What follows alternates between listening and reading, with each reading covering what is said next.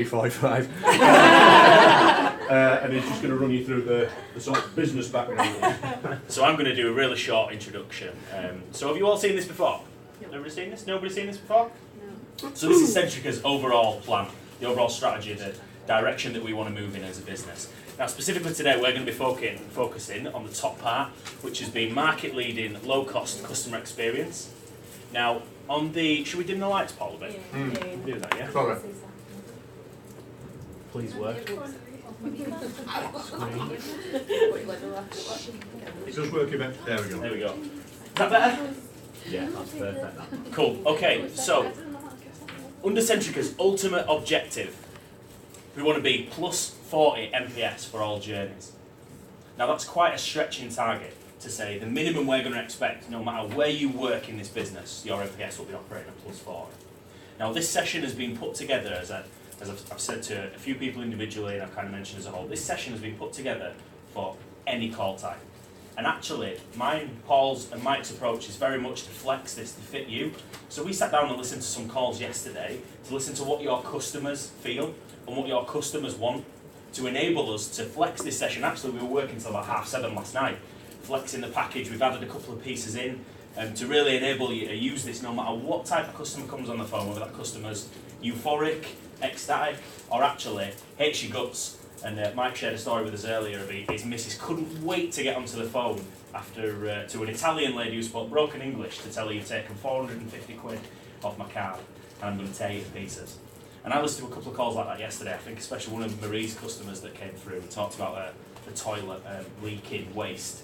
Never a nice call to deal with. So this package and what we're going to share with you today is for you to use in any walk of life. Very customer focused, and we're gonna treat you all like adults. So I think a lot of training that I've experienced in the past has been a bit sucky eggy in a way. So I'm going to teach you new things, or I'm going to enhance things that you should already know. And actually, if I told you we were going to talk today about actually listening to customers and making our customers feel better, you might think that is a bit sucky eggy. I do that already, but it's really getting under the skin of that and thinking. Do we truly listen, and do we truly leave our customers being wowed by our experience when we've told them, I can't come and fix your boiler for you? We can still have an opportunity to wow those customers and make them feel positive when they leave. So that's my introduction. So, any questions, thoughts? Cool. Let's crack on. Okay. So these are the learning outcomes. We always have to do this because then we can look at the end. I've also put them on the wall there so that they're available throughout. As you see, I had problems spelling the word psychological. Who doesn't? And I got to the middle of this. You can see how my mind was working really. I got to the second line. I'd written so much that I had the choice of ripping it off and starting again or carrying on. And I thought, I've written too much, I'm just going to roll with it. I happen to know for a fact that the Egyptians had the same problem when they were writing stuff on tombs. If you've chiselled halfway down the pyramid, and you make a mistake, you're not going to say, you just leave it, you know, it's crack on. Absolutely. So how deep listening to our customers, this is deep listening to our customers, empowers us to take ownership and influence how customers feel about us. What do you think we mean by deep listening? Picking up the customer cues. Okay. I think it's more about actually having a conversation with them that you would have with your friends or whatever, rather than trying to pick up So it's not, exactly what they're calling for and get through it quick. so it's not making it like a transaction. Yeah. So it's about like making it personal and them coming off the phone feeling as if they spoke to somebody, a person Had a chat. instead of Okay. a robot. And what's interesting is all three of the things that you've said so far are linked to each other, because actually to do what you two said, you need to listen to pick up on the cues. So we'll talk about deep listening in a bit more detail, but you're all, in a sense, like exactly as Matt has just said, these are things that you're already actually aware of. What is it then? What is it what stops us from deep listening? HD. Computer systems. AHT. Okay, so stats. Yeah. What else? I think we just focus sometimes on just doing the job. I think Yeah. familiarity misconcepts What- a wee bit. What does Fiona? So Fiona says we're just doing the job. What's that feel like? So What does just it doing the can job be feel? very repetitive, and sometimes you are just doing what you're doing, whereas you should go deeper And that and links listening. in perfectly with what Natalie said earlier. Is it's a transactional conversation. It's almost like when you're paying for your shopping at Aldi, Lidl, Asda, wherever. Every single time you pay for your shopping, 99 times out of 100, it's exactly the same, isn't it? Do you want any help with your packing? Yeah. All right. Thanks a lot, love. Bye. Have you got a Boots card? Yeah. And then you'll Do you like remember a Boots card? you'll remember that one occasion where they did something different, don't you? You remember the time where they asked you something different, whether they were horrible to you and made you feel awful, or whether they were fantastic and you walked away and thought, who thought I could have that service at Asda? We have this thing we talk about, which is conscious competence and unconscious competence. So you know, when you've just finished your driving lessons, you take your car out for the first time for a test, a drive on your own, should I say. You're thinking about everything you're doing. You're really careful. You're holding the steering wheel right. You're even still perhaps thinking about what gear do I need to be in. I'm in the right gear. Checking. After a while, all of those things just become automatic. And actually, from a driving point of view, that's a useful thing because you've got other things to deal with. On the call, it's the same. You can get into this conscious competency where you pretty much know from the word go, from the first couple of words from the customer, what this call's about. So actually, we're already into a routine in our minds about how this call is going to go. And what we're thinking about is encouraging you to maybe look at that and think, is that right for the customer? Or do I need to look at this from a different point of view? So that's really what's behind the work that Mike's been doing and that we're going to introduce in a moment.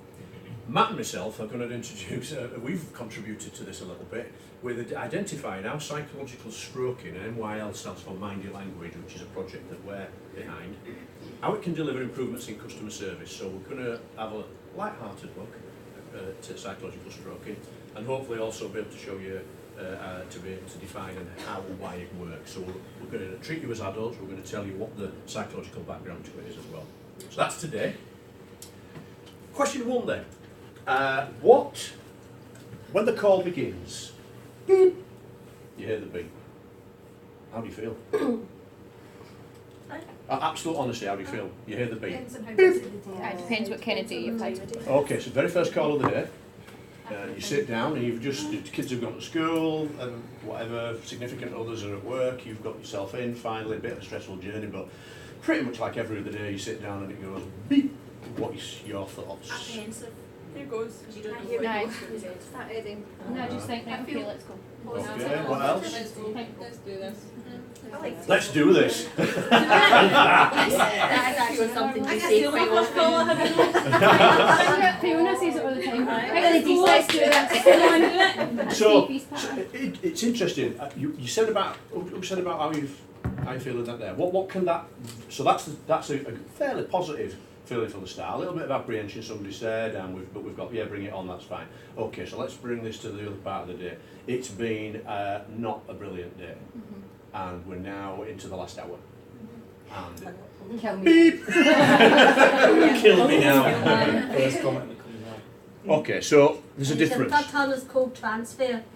If you had a different department, Okay, all right. I Yeah. like that. frustrated. How do you actually feel? Just tell me about the feelings that you have. Today, the guy, he was like, this is the fifth time, and I went, I do really apologise. If you give me your details, it'll expedite matters, and I'll get you to the right department. I've given this 5 times. I'm really sorry, but again, if you want to expedite the call, we'll get to another department. And they kind of went, he sighed, and I think he thought, well, if I don't, I'm not going to get any further, I'll hang up. So I did get him through to landlords, but the fifth time call transfer, my thing, I felt total empathy with him. Okay, so you felt empathy, Yeah. and I'm going to just drill a little bit further. I want to know. I've got my feelings now. As you describe that call to me, because I take calls every day like you guys do. As you explain that call to me, I start to get something. It's bizarre. Listening to somebody else talk about a call, you start to get the feelings that you have when you get that call. I'm interested in what your feelings were. As soon as you My realised feeling what is disappointment, and I feel empathy and sorry for the customer. I'm so disappointed it's happened again. disappointment. Okay, what else? Because we're supposed to be the one company, and people are supposed to be trained, and it's like no one wants to take responsibility. I can or feel another ownership. What feeling are we getting now when we're hearing that? What, the rest of the room? Frustration, but annoying. Mm. Okay, so they're the actual, and you probably went through all of those feelings in 5 seconds. As soon as you start to realise what that call was. I'm you're very thinking, frustrated, I'm just disappointed it's happening again. In what way is our call, our interaction, transaction, I love that word, with the customer, affected by our feeling? It is affected, you're in control of that call. Mhm. So it totally matters what you do and say in that call as to how that call goes. Aye. You're in total control, and you can turn a customer around, you can turn their feelings around. So if they come on angry, it's a good challenge to, at the end of the call, make sure that they go off feeling, do you know what, I feel better now. So Or you can make it worse if you end up arguing with potentially it, which you could, isn't good. What sort of things make it worse then? if something's out of your control that you cannot change and you don't have the final decision on. Or you're through the wrong department, let me So just if you- transfer through again, and a code transfer again. It's your attitude though. Your attitude. I think That's it's more more our fault as as well. my problem. Aye. Okay, Yeah. so Or you can say- your attitude. All right, interesting. Right, look. Incidentally, this is you'll. I get the more piece of feedback that I get is Paul. Why do you go like this all the time? And I've slowly but surely got on top of it. My thing is I go like I've got a beard. Maybe you should have Interesting. grow a beard. Interesting. Just grow one. I'm and people finally stop. trying to get my hand to come down, but I can't stop saying interesting. So you'll see me hand sometimes. Interesting. Just can't stop myself doing it. So what do you say when you hear the beep? We've sort of talked about that. What do you actually say? Beep. What's your intro? What's the next Thanks thing for that calling happens? British Gas. Welcome to British Gas. Can I have your name, please? Anything else? Anybody say anything? Hello. different? Hello. Aye. Good morning, or good Yeah. So that's interesting, isn't it? Because you know we've got in the room. We've just got a room of one team, and we've already got I think 3 or 4 different, slightly different ways of saying that. Is that important? Oh, aye. Why? I would rather it Yourself. It's And the then customer's first interaction with when you. you're an individual, you're not. You're an individual. What did I you was say, going Lauren? to say, I'd rather you were different, otherwise you're just the same. with everybody else. So that again, and I'm really stroking the beard now, because that is interesting, because we're wanting to, in some ways, a little bit like, you know, if you've got school rules and your kids go to school, as they get older, they have to wear a tie or a blazer or whatever it might be for that school, but they find different ways of demonstrating their individuality by wearing bands on the wrist or Big by knots having on the big knots on the ties or ties. push it an inch off the skirt or whatever it might Maybe whatever the it thin might bit be we to can't try and used to wear push the really envelope. We thick do top. like to individualise ourselves. And again, back to what Mike said, I think customers actually appreciate See something Yeah. talking to an you individual. better. see something when you phone through other departments and you'll say, hi, you're speaking to Leslie at the landlord team, I will be dealing with your inquiry today, can I have your account number, and it could be recorded. Aye. So how does that feel? It's, We've you're just like, heard oh, Leslie. please. What do you think a customer's reaction to that is? The same as that, like, oh, come on. Whereas I just feel as if it's a bit more natural and you're able to have that conversation. Then you feel as And if you do it the you're way you do 10 it. minutes, you're like, can I just give you these details? Boom. Like, I've got hiya, it's Leslie. You're not going to be shocked by the next question. You've answered these questions already. All we want you to do, in a sense, that we could almost stop the training now and go back. Don't worry, we're not going to do that to you. I felt the ice come down. Just your face back on. We could almost stop the training now and say you've got it, because really all we're asking you to do is to turn that on its head and say, think about what your customer's thinking at exactly the same moment. I'm an individual. I've got a particular problem. I'm not just a bit of cover on a sheet that they're going to find out whether I've got or not and tick a box. That's really what we're after getting you guys to do. And I know you've got it already. And I'm on the phone as well, and I know how difficult it is to go from how we're feeling here to when you're quarter to your finishing time and you get that or the bleep and I've got shit all over my bathroom floor, what are you going to do about it? I know there's a big difference between here and there, but I think these rules, these things still apply even for that customer. So what is the customer feeling when they hear, yeah,